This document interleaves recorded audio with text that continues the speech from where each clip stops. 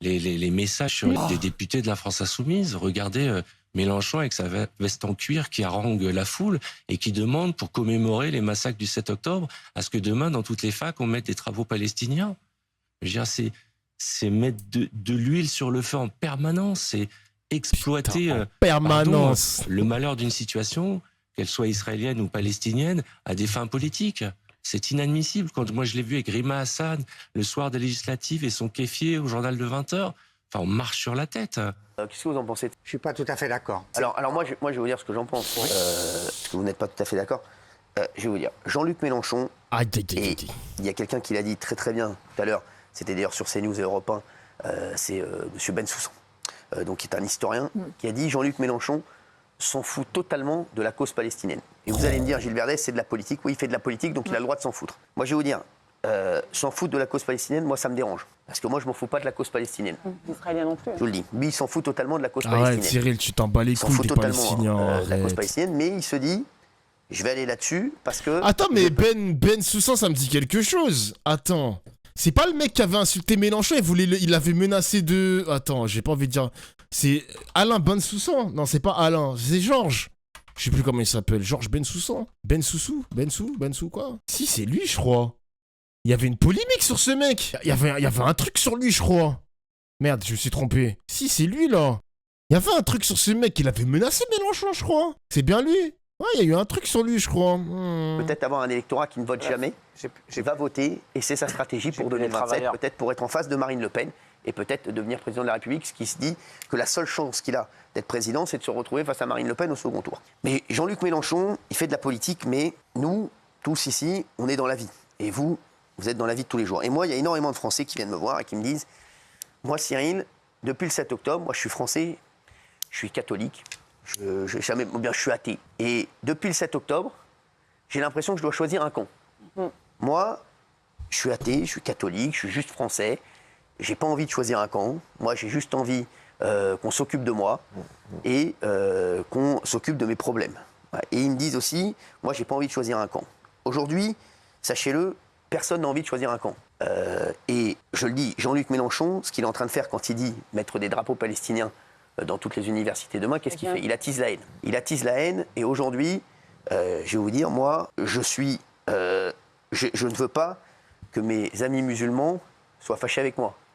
Je ne veux pas qu'on se dise, ah ben non, tiens, aujourd'hui, voilà, j'ai un ami musulman ou j'ai un ami juif. J'ai envie qu'on dise juste une chose, j'ai un ami. Vous savez, moi, mon père était hospitalisé pendant de nombreuses semaines. Il était docteur, et il avait énormément de musulmans dans sa clientèle qui sont devenus de très grands amis à lui. Et... Mais il est fou! La vie de ma mère, il est fou! Hein, on dit des patients, mec, on dit pas une clientèle! On dit c'est des patients! Ton père est médecin, il accueille des patients, pas des clients! Mais c'est un malade mental! Ah, c'est un ouf! Non, c'est un ouf! Mon père n'a jamais parlé de religion. Mon père, c'était, il y a les cons... Et une patientèle, ouais, à la limite. Mais moi, je suis allé à l'hôpital voir mon père pendant des semaines et des semaines. Et j'ai vu les Karim, les Yacine, les Jamila, les Nabila, les Fatou, qui ont soigné mon père du matin au soir. Ah ouais, que des prénoms arabes, hein. Que des prénoms arabes, là. Les arabes, quoi. Et qui se demandaient pas si mon père était juif ou si mon père... Ils en avaient rien à foutre de ça. Ils voulaient juste une chose, c'était le sauver. Et aujourd'hui, quand Jean-Luc Mélenchon il va pleurer, appelle encore à la haine, c'est extrêmement grave, Gilles Verdez. Et Gilles Verdez, je vous le dis, votre comportement là-dessus est grave. Parce qu'aujourd'hui... Mais il va pleurer. On s'en fout, nous. Je vais vous dire, nous, on est Français avant tout. Nous, on est Français. On est tous Français. On a tous envie que ça se passe bien. Aujourd'hui, c'est lui qui a ramené le conflit en France. Oh là là. Et qui est le principal responsable. Oh là là. Donc aujourd'hui, il faut se comporter comme tous ces infirmiers et ces infirmières qui soignaient mon père, ou comme mon père qui soignait tous ces gens. Il faut arrêter de se dire « Ah oui, mais lui, il est pour la Palestine. Ah non, lui, il est pour Israël. » Écoutez-moi bien, je vais vous dire la vérité. On n'est pas sur le terrain. On n'y connaît rien. Il faut arrêter de faire les malins et de dire « On connaît, on sait. » Les mecs, on connaît rien. Nous, la seule chose qu'on a envie de faire, c'est de pouvoir vivre avec les catholiques, avec les musulmans, avec les athées, avec les juifs. On s'en fout de la religion. Je vais vous dire, on parle trop de religion aujourd'hui. On s'en fout de la religion. On n'en a rien à carrer. Moi, je suis très heureux quand je vois des gens aller à l'église. Doucement. Et ils sont très heureux. Doucement quand on dit on n'en a rien à foutre de la religion. Doucement, pèse tes mots. Doucement. Jésus. Doucement, chef. Doucement. Y aller. Et c'est leur choix personnel. C'est leur petit jardin secret. Ils font ce qu'ils veulent. Je vais pas leur demander qu'est-ce que tu as fait à l'église et pourquoi tu vas à l'église. Ou des musulmans qui vont à la mosquée, je vais pas leur demander pourquoi tu es allé à la mosquée. Ils font ce qu'ils veulent. Après, on va se retrouver, on va jouer au foot, on va dire des conneries. Mais on parle trop de religion aujourd'hui. Et les politiques sont responsables. Et ils ont une énorme responsabilité. Je vous le dis. Et ce sont les politiques qui... Attends, mais c'est moi ou le caméraman, il y a un zoom là sur Cyril, là. Il y a un petit zoom là, c'est ont bizarre. ramené le conflit en France. Il zoome bien sur ses yeux là. Je vous le dis. Aujourd'hui, il y a des musulmans qui n'osent pas aller sur le plateau d'Arthur. Je le sais. Hein. Ils disent, ah bah non, je vais pas sur le plateau d'Arthur. Parce que ça va être mal vu, je vais me faire fracasser sur les réseaux sociaux. Comment ça va être pris? Vous vous rendez compte où on en est? Arthur, c'est une émission de divertissement. Arthur, et je le dis, voilà, ou moi, est-ce qu'on s'est déjà posé la question? Vous savez quoi, je rigole avec tout le monde, moi j'en ai rien à foutre, hein, je vous le dis. Pour moi, il n'y a pas de religion. Il y a juste des mecs qui sont sympas et des mecs qui ne le sont pas. Et des mecs qui ont des valeurs et des mecs qui n'en ont pas. Le reste, la religion, chacun fait ce qu'il veut. Et au contraire, je suis très heureux quand des gens trouvent le bonheur dans la religion parce que c'est aussi un jardin secret qui peuvent s'épanouir aussi. Mais aujourd'hui, la responsabilité de Jean-Luc Mélenchon, elle est immense. Et de beaucoup de politiques, d'avoir ramené le conflit en France. Je vous le dis. Et les Français, franchement, il abuse les mecs. Hein. La LFI, hein, surtout Mélenchon, il n'y a pas plus anti... Comment on appelle ça déjà le clergé, la séparation de l'église, il n'y a pas plus anti... merde, c'est quoi le mot? Anticlérical, je crois que c'est ça. Il n'y a pas plus anticlérical que Jean-Luc Mélenchon. Voilà, merci le chat. Anticlérical que Jean-Luc Mélenchon. Genre, le mec, il en a rien à foutre de la religion. Le gars, en plus, Mélenchon, tu écoutes ses discours, il ne jure que par le droit international. Il ne jure que par le droit international. Si Israël fait de la merde au niveau des traités, au niveau de tout ce qui concerne le droit international, ben qu'il en paye les conséquences. Mais dire que Mélenchon importe le conflit, attise la haine, alors qu'on a du TPMP ou la pro... En plus, Cyril, c'est vraiment... Franchement, je suis désolé, il a perdu son père, paix à son père. Moi, je pensais que la perte de son papa allait apaiser un peu son putain de cerveau et son égocentrisme démesuré. Mais les gars, souvenez-vous bien les mecs, et heureusement que j'ai streamé ça, souvenez-vous bien, le premier réflexe de Cyril Hanouna, quand il y avait eu le 7 octobre, le lendemain ou une semaine après, c'est de mettre un musulman versus un juif. Un musulman versus un juif. Moi je suis désolé les gars, je suis désolé, le mec il voulait streamer du content. Il voulait streamer du content, rien que le content, il a pensé que à ça. Donc excusez-moi, Cyril Hanouna, CNews, ont importé le conflit. Ils ont importé le conflit les mecs. Moi je suis désolé, paix à son âme. Moi je pensais vraiment que ça allait l'apaiser. Ça allait l'apaiser la part de son papa en mode putain j'ai perdu mon père, je vais un peu me calmer parce que je suis un fils de pute à la télévision. Non, que dalle gros. Que dalle, ma gueule, que dalle! Jure, il a fait ça, Cyril. Merde, après, je connais plus les blazes. Il avait invité, l'écologiste qui n'est plus un écologiste. Il avait invité, Karim Zeribi, voilà. Il avait invité Karim Zeribi versus, Tapiro, voilà. C'était son premier réflexe pour parler du conflit. C'est une dinguerie, gros. Il avait invité aussi Moundir à parler aussi du conflit, comme s'il avait un gun sur la tempe en mode, mec, j'espère que tu soutiens les sionistes quand même, hein, Moundir. Attention, hein. Après, Moundir, on l'a plus jamais revu, hein. On l'a plus jamais revu sur TPMP, Moundir, hein. Big traquenard, hein. Moi, je suis désolé, c'est une dinguerie ce qu'il a fait, Cyril Hanouna. C'est une dinguerie. Donc, les larmes de dire que Mélenchon, il attise la haine, il importe le conflit et tout, c'est une dinguerie comment il est culotté. C'est une dinguerie, gros.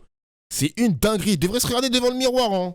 Moi, je suis désolé, moi, ces larmes, ça prend pas. Parce qu'évidemment, il pleure parce qu'il pense à son père, les mecs. Hein. Il a évoqué son père. Il pleure. Croyez pas qu'il pleure pour les Palestiniens. Hein. Et il pleure pas pour ça, lui. Hein. Attention. Hein. Ah oui.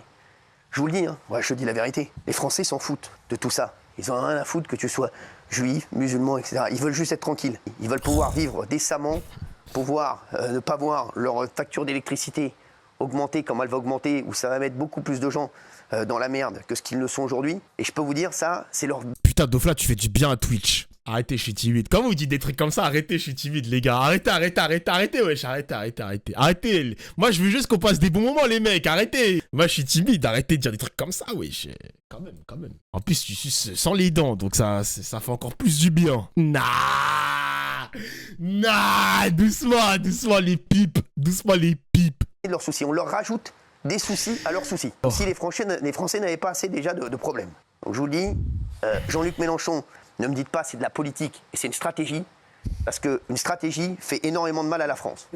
Et je vous le dis, et moi, regardez, j'avais énormément de femmes voilées dans mon public. Bah, j'en ai moins. Et ça me dérange, parce que les femmes voilées sont les bienvenues dans mon public. Je vous le dis, je l'ai toujours dit ici, il n'y a pas de guerre. La guerre, c'est pas ça la guerre. La guerre, elle nous est proposée tous les jours. Les zooms me fument. La difficulté de la vie. Oh, donc on ne va pas rajouter des bêtises comme ça en plus. Voilà, Gilles, je vous laisse parler. Après ce que vous venez de dire, j'ai pas grand-chose à ajouter, Cyril. Vous avez parlé avec... Mais non, mais vous avez parlé avec une telle émotion. Je suis submergé aussi par votre émotion. Le suceur. J'entends tout ce que vous dites. Non, c'est trop un suceur. C'est une stratégie politique que vous réprouvez. Elle existe. Aller chercher le vote musulman, c'est ce que veut faire Jean-Luc Mélenchon depuis des années. Après, là où si je puis me permettre, c'est sur la sincérité. Vous estimez que ce n'est pas sincère. Oui. Moi, je pense que les gens de gauche ou d'extrême gauche qui soutiennent la Palestine, ils le font parce que... soutient la paix, hein. Parce que la Palestine est leur cause. Voilà. Ta gueule, mais ce Géraldine. n'est que mon opinion et je peux rien ajouter à ce que vous avez dit, Cyril. C'était trop intense. Voilà. Géraldine. C'est passé. Oui, c'est vrai, c'est compliqué. Bah, merci. J'ai envie de me commander un truc là. J'ai envie de. Je suis submergé par ça aussi. J'ai envie de me commander un poulet, frère. Le poulet, il est épicé, gros. D'avoir dit ce que vous avez dit déjà, dans ce sort de moment de. Voilà. Ah, ils vont tous pleurer, putain. Perçant. Moi, je suis d'accord, on n'y connaît rien. En tout cas, moi, je n'y connais rien. Si je peux dire un truc, c'est que oui, moi, j'ai toujours dit sur ce plateau que j'étais pour la paix, une solution à deux États. Et j'ai l'impression que c'est la doctrine française et que tout le monde veut ça. Ça, c'est vrai, ça. Quand on a dit ça, au moment du 7 octobre, personne ne l'a entendu. Et ça nous a valu, à beaucoup d'entre nous, des menaces, des intimidations, des insultes. La BAC qui est venue ici pour nous protéger. Parce qu'on était menacés de mort régulièrement parce qu'on disait qu'on voulait la paix. Ah ouais? Je dis juste ça. Il y avait la BAC? Après, moi, je pense que le 7 octobre a été une déflagration dans nos vies médiatiques, un peu comme ça, de bourgeois dans les plateaux télé à la mort moelle qui ne servent à rien. Mais ça a été une déflagration aussi dans nos vies intimes, parce que ça a été le révélateur du communautarisme et du séparatisme de notre société. Et je pense... En vrai, TPMP, si vous voulez rebondir un peu sur la sauce qu'ils avaient des années, parce que Cyril, c'était le vecteur de l'extrême droite, enfin le carburateur, on va dire ça comme ça, s'il y avait un traitement qui était différent, genre là, si on refait l'année en cours, mais différemment, il y a moins que TPMP récupérer de son buzz, hein. Mais ils ont été tellement pro-israéliens, TPMP, et Dieu seul sait que j'ai raison, parce que, mon Dieu, on a regardé tous les épisodes de TPMP l'année dernière, les mecs, j'en ai presque raté aucun. Le traitement d'enculé qu'ils ont fait pour parler du conflit, les mecs, mon Dieu. Merci Samo pour le sub, merci mon gars. C'est dommage pour eux, hein, mais bon, tant pis, hein, c'est dans la logique idéologique de Vincent Bolloré, mais bon, je pense que oui, il y a beaucoup de responsabilités de M. Mélenchon, qui, par une sorte de clientélisme obscène, a importé le conflit. Écoutez, a instrumentalisé aussi les Juifs. Voilà. Parce écoutez les conneries. N'oublions pas que j'ai vu un sondage qui m'a fait froid dans le dos ce week-end. 66% des jeunes de 18 à 24 ans pensent qu'Israël n'a pas le droit d'exister. C'est ça que ça a donné, en fait, ce qu'a dit Mélenchon pendant des mois et des mois. Voilà. Et du coup, c'est très grave. Je pense que le président Macron n'a pas été à la hauteur aussi de nombreuses fois, encore dernièrement par sa sortie. Ah, petite balle sur Macron, what the fuck, inattendu, ok. Oui, ici, on n'a pas la solution, que c'est très grave, mais je vois que moi, mes amis juifs ont peur, je vois que l'antisémitisme explose, moi, je crois que les Français, explose comme jamais. Et les Français en ont marre, je vous le dis. Oui. Les Français ont peur aussi pour eux, et les Français, voilà. Mais moi, je ne suis pas juive et j'ai eu peur pour moi. Donc je me dis, qu'est-ce que ça doit être quand on est juif? Les juifs qui changent de nom, les juifs qui veulent partir de France parce qu'ils ont peur, parce que, voilà, il y a des gens qui les ont jetés en pâture. Et les juifs, c'est pas Israël. Il faut arrêter de dire que les juifs, c'est Israël. Donc voilà, la situation, elle est très, très compliquée. Mais moi, je pense qu'aujourd'hui, les gens ne parlent plus parce qu'en fait, on a peur. Parce qu'en fait, en France, on a peur de ce sujet.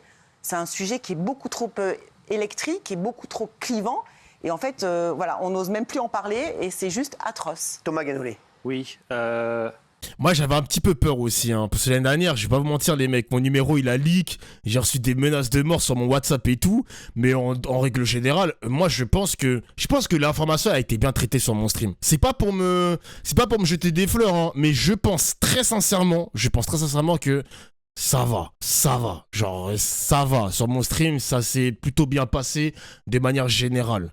Parce que je sais que, par exemple, mon collègue King Chris, il a été banni plusieurs semaines parce que justement, il a pas assez modéré son chat et Twitch a estimé que c'était un chat d'antisémites. Et du coup, il a été banni pour ça, pour ne pas avoir assez modéré. Donc, pardon. Donc moi, j'estime que ça va sur mon stream. Il y a eu des bans, il y a eu beaucoup de permabans. C'est vrai que là, si je regarde ma liste de bans, je pense qu'il y a beaucoup trop de demandes. Mais de manière générale, franchement, je le dis de manière générale, alors, je suis presque tout seul à modérer. Il y a Lujo, il y a Cynthia, d'ailleurs, je vous remercie par rapport à ça. Des fois, Dingo, mon pote Dingo, oui, il s'appelle Dingo, vous moquez pas. Il modère aussi, mais de manière générale, ça va. Il n'y a pas eu trop de dérapage. Ça va. Des manières, ça va. C'est son vrai prénom. Mais non, il s'appelle pas Dingo. Il s'appelle pas Dingo, frère. Tu fais peur aussi, Dofla. Mais moi, les gars, c'est pour ça que on peut me traiter de dictateur. Je pense que je peux accepter ce titre. Parce que des fois, j'ai pas envie de me prendre la tête, les mecs. J'ai pas envie de me prendre la tête. Et malheureusement, quand il y a des permabans qui tombent, en fait, il y a une fonctionnalité sur Twitch où maintenant, quand t'es permaban, tu peux plus regarder mon stream. Genre, t'as un écran noir. T'as un écran noir. Avant, tu pouvais être permaban et tu pouvais encore consommer mon stream.